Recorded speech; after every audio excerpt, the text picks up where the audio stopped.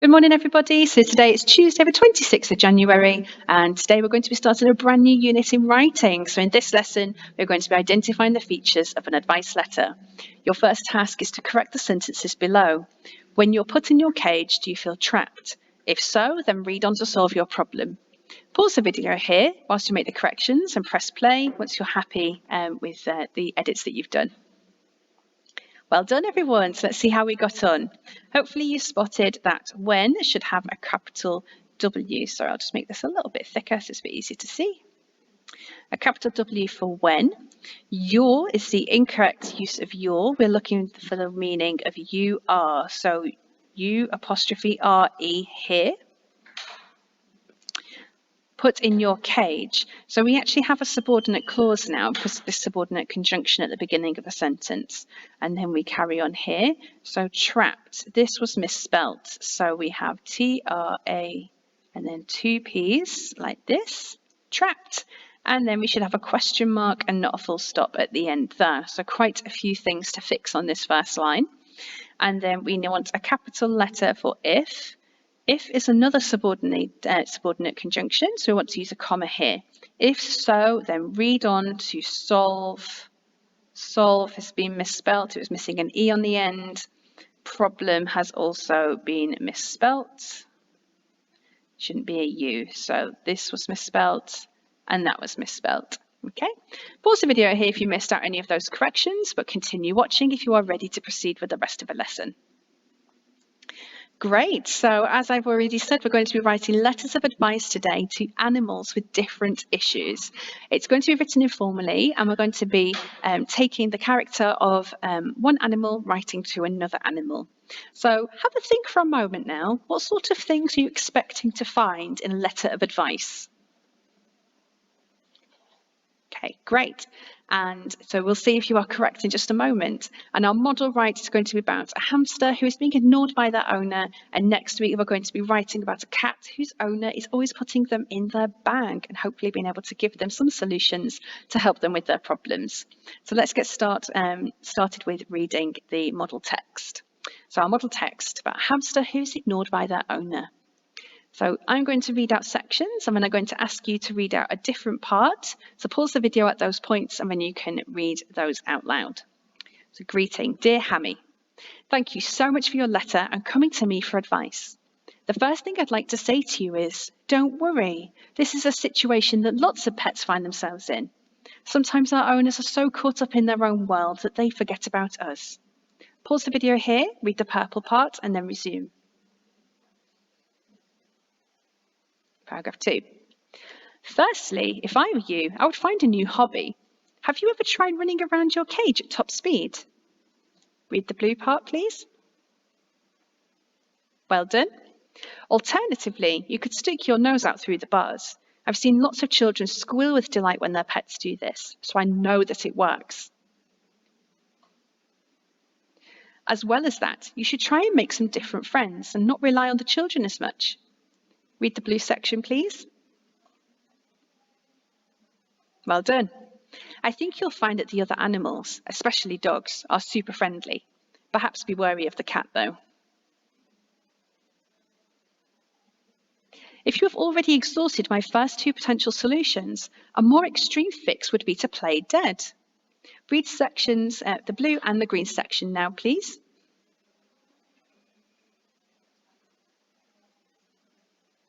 Well done. I hope you will take some of my suggestions on board. Personally, I'd recommend zooming around your cage. Imagine the look on their faces. Read the blue section, please. Good luck, and I wish you all the best.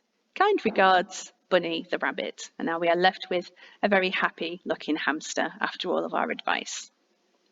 So some quick fire questions. Let's see how well you remember the model text. So you don't have to write anything down for this. I just want you to say the answer out loud or think it in your head. So our first question is, just let me change this over. What is the hamster's problem? Pause the video here while I have a quick think. Okay, so the hamster's problem was Hammy is being ignored. Question 2, What 3 solutions are offered by Bunny? Pause the video here while you have a think and then press play when you're ready. Well done if you said to zoom around the cage or to stick the nose out. We had two sneaky ones in the same paragraph there. To make friends with the other pets and to play dead. Question 3. Which solution does Bunny particularly recommend? Pause the video while you think and press play when you're ready. Congratulations if you said zooming around the cage. Bunny makes a point of this one and repeats it at the end of the model text. Question 4. Which animal could be the friendliest companion to Hammy? Could be. Pause the video here and press play once you're ready. And that one is the dog. And then question 5, true or false? Hammy's problem is experienced by many hamsters. Pause the video here while you think, press play when you're ready. And that is sadly true. Many hamsters seem to experience this problem as well. Well done if you got those correct. And now we've read through the model, you are going to summarise what each paragraph is about and identify the key features that have been used. This is called creating a toolkit. We did do this with the last unit, but this is going to be more structured this time. So make sure you've got your a pencil or a pen and paper ready because we're going to be working through this from the screen now. So we're going to be using the features that we find today in our shared letter next week. So what I'd like you to do at the top of your paper, now write the subheading Advice Letter Toolkit. Do that now. Pause the video if you need a bit more time to copy that up, but write at the top of your piece of paper, Advice Letter Toolkit, and underline it. So we are going to be finding the features of the paragraph and also summarising it. So the way I want this to look like on your worksheet, on your piece of paper, is that you're going to have A in the margin, and then you can write the summary, really short sentence to summarise the paragraph, and then B in the margin, and then list the features that you can see. So if I look at this example, don't worry about writing this one up. This is this is what I'm doing. So if I can see in my steps that I'm thanking the reader, reassuring them, and then telling them that there are solutions available, and you can see that here. Thank you so much for your letter. Don't worry, fear not, I have solutions. So the summary of this paragraph is that the writer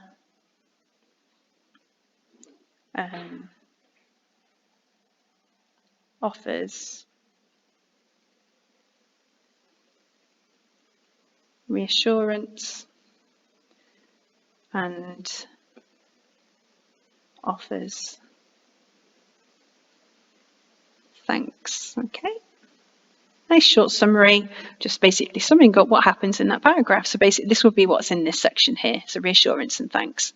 Now the features, so this is actually what comprises the toolkit now, so looking for things like fronted adverbials, complex sentences, compound sentences, and so on. So I can see here that it's got a greeting. I suppose I could put that as a feature.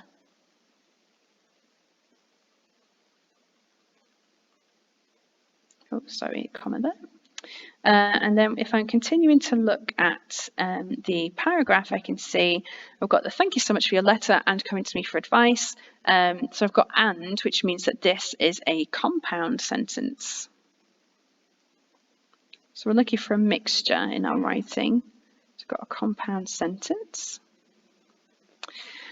The first thing I'd like to say is, this is interesting here, so we have a colon to introduce, and this is what I touched on last week, or might have been yesterday, in the editing, using a colon to introduce a statement. So I've got a colon here, so 2 dots. Situation where lots of pets find themselves in. Sometimes writers talk up in their own world that forgets about us. Okay, there's not really another feature here, just sentences. However, so I have a subordinate conjunction there for however, one of the white bus acronyms. Whoops a daisy, not quite on my line there. I'm sure you can read that okay. Subordinate conjunction here, fear not, if there are plenty that really think I could help. So these are the features I can see. So just got the greetings in, like we're addressing the person, and then these are the features that should be in our toolkit that we want to see in our writing next week. So if I go to the next slide now, so we're going to do this one together. So Pause the video here and have a think about how you would summarize this paragraph. Have a think first of all, and we'll see if you match what I thought. Okay, great. So we can see here from the first step that this is a solution. So first, this new hobby, you tried running around your cage at top speed. So it's all about the solution. So actually, let's have a solution. I might use parenthesis in this summary. Run around cage is offered and explained here really, so it gives it more information, doesn't it? Explained. Okay, oops, that F. Hopefully this is clear enough. I'm writing on a tablet, so I'm still practicing a little bit with the, hopefully I'll get a little bit neater. It's just neaten that up there. I don't know why I've got a line. Okay, so now I've got my features. So what features can we see? So pause the video once again. Don't write anything down necessarily unless you really want to. And let's see if we find the same features, okay? So pause the video here, have a look what features you can see, and then press play once you're ready to discuss it. Okay, well done. So first of all, I've got this firstly. So that is a fronted adverbial. Really important features, because they sequence information, it signposts to the reader what's important in what we're reading. So fronted adverbial. If I were you, I would find a new hobby. So I can see here, I'd be very impressed if you got this one, but this is the conditional tense. And we did do some work on this back when we wrote our review. So it's been quite a while, so I'd be very, very impressed if you got that one. Have you tried running around your cage at top speed? Well, this is a rhetorical question. Hopefully we got that one because we've used lots of them in our first person narrative. Rhetorical question. This would surely capture your owner's attention. So we have a possessive apostrophe. So well done if you spotted that one. So these are quite helpful because they can just change the flow and structure of our sentence there. And then here, I really hope you spotted this one here. So we have an example of parenthesis, adding extra information with the brackets. And we also have an exclamation sentence. There are lots of features in this one. An exclamation sentence. Got another fronted adverbial, but I've already written that once, so I don't need to write it again. We've got contractions. Now I did say when we're writing Floodland that contractions make writing seem more informal, so we can certainly use them in this genre, so contractions. Squirrel would delight when the pets do this, so I know that it works, and we have another compound sentence because we've got this so, this coordinating conjunction. Like that. Okay, so let's have a look at the next paragraph here. So what you're going to do now, this is your independent, you're going to pause the video here, you're going to summarize the paragraph using one sentence, and then you're going to find all the features. So pause the video here while you complete this. Well done.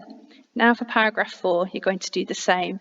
Summarize the paragraph using A, and then list the features using B. Pause the video and press play when you're ready. Well done. And now for paragraph 5. Great job. So hopefully you've got now a summary of the last 3 paragraphs and all of their features. So let's move on. So magpie words. So now we're a bit more familiar with the text and we've looked through it twice. We're going to highlight vocabulary and phrases that could be useful when we come to write our own letters. So I want you to think about phrases that could engage the reader, that introduce the solution. They're quite useful to have. Ones that reassure the reader, because that's a running theme throughout the model. That maybe sound confident about what you're saying and that you think is going to be helpful, or anything that captures your interest or attention in general, that basically words and phrases that you think will be useful when you come to write your own letter. So let's have a look at this one together. So pause the video, have a look. What phrases and vocabulary do you think would be interesting or useful when you come to write your model? Good, so I hope you spotted some phrases. I'm going to have a look. I'm going to look with this highlighter here. So I like this here, the way that this has been introduced. The first thing to do is don't worry, using this colon. And I like this phrase here, they're coming to me for advice. Whoops. And this phrase, however, fear not. So this is very reassuring. Plenty of solutions, perhaps. So I don't want to get too caught up on things like this bit. I've not highlighted a lot here, like this situation where lots of pets find themselves. I suppose that would be quite helpful. This bit, sometimes our runners are so caught up in their own world that they forget about us. Well, when we come to write about the cat trapped in the bag, that's not going to be very helpful. So I'm not going to think about that green part there. So these are the bits I think are helpful. Don't worry, you don't have to highlight this. This is all from the video today. I like the phrase, so I'm going to pick my favourite ones. So I'm going to remember to put the comma in. However, fear not. I like this bit. I like this bit here. So plenty of solutions. I like the phrasing of that one.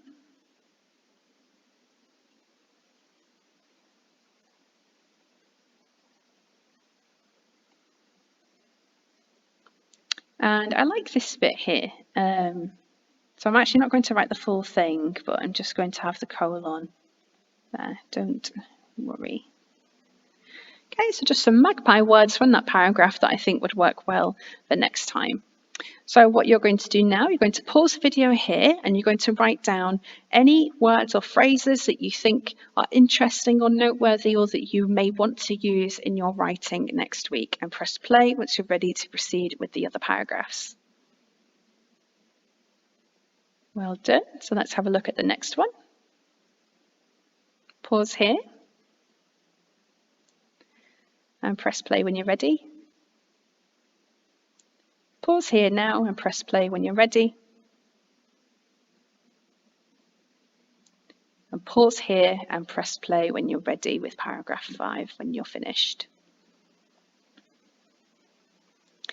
So our toolkit answers, you might want to get a coloured pen now, or you might want to use the same pen that you wrote with, but here I've got a summary. If you have reworded it slightly, then that's fine, as long as you're getting a similar meaning and the features as well. If you missed any out, then you can add some in. You might have spotted some different ones to me, but these are the ones that I could see.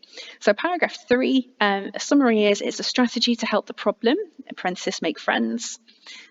Fronted adverbial, modal verb, rhetorical question, compound sentences, contractions. I've missed out a comma there, sorry.